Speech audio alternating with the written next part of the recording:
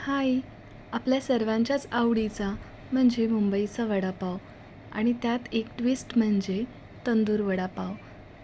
तंदूर वडापाव कसा बनवायचा त्यासाठी व्हिडिओ शेवटपर्यंत नक्की पहा. त्यासाठी मी इथे बडीशेप आणि धने मिक्सरला जाडसर असे वाटून घ्यायचे आहेत. त्यानंतर मिरची, लसूण आणि आलं ते सुद्धा पाणी न घालता दरदरीत असं वाटून घ्यायचं आहे.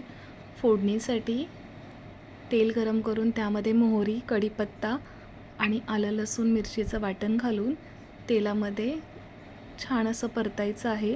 त्याचा कच्चापणा जाईपर्यंत व्यवस्थित असं परतून घ्यायचं आहे.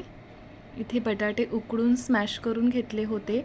त्यामध्ये बडीशेप, धने, हळद, मीठ आणि जी फोडणी केली होती ती घालून मिक्स करायचं आहे. फोडणी गरमच घालायची आहे. आधी चमच्याच्या साहाय्याने मिक्स करायचं आहे आणि त्यानंतर हाताने मिक्स करून घ्यायचं आहे. थोडीशी कोथिंबीर,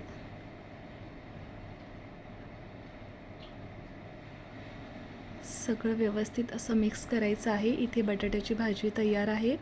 आता त्याच्या कोटिंगसाठी बेसन, तांदळाचं पीठ, हळद, मीठ हेही सगळं व्यवस्थित मिक्स करायचं आणि थोडं थोडं पाणी घालून एक थिक कन्सिस्टन्सीमध्ये बॅटर बनवायचं आहे.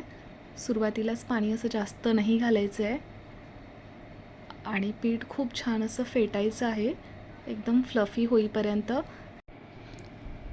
थोडीशी कोथिंबीर हातानेच असं जास्त फेटल्यामुळे इथे सोडा वापरायची गरज नाही लागत, पण भरपूर असं हातानेच आपण फेटायचं आहे. आणि तुम्ही बघू शकता कमी पाणी घालूनही ते व्यवस्थित सैल असं पीठ झालेलं आहे.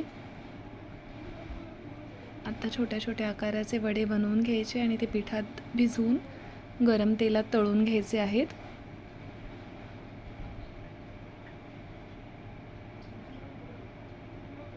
छान असं क्रिस्पी होईपर्यंत तळायचे आहेत.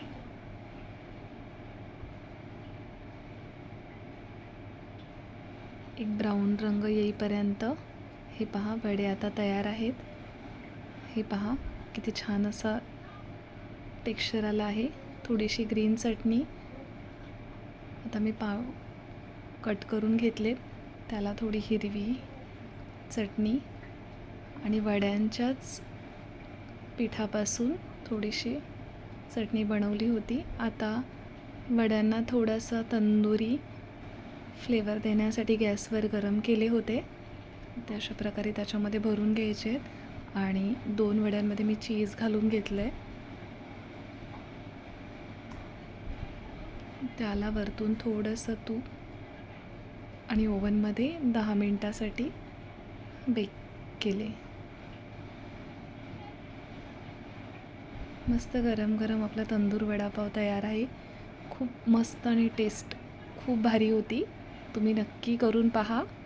व्हिडिओ आवडला असेल तर लाईक करा, कमेंट करा. थँक्यू.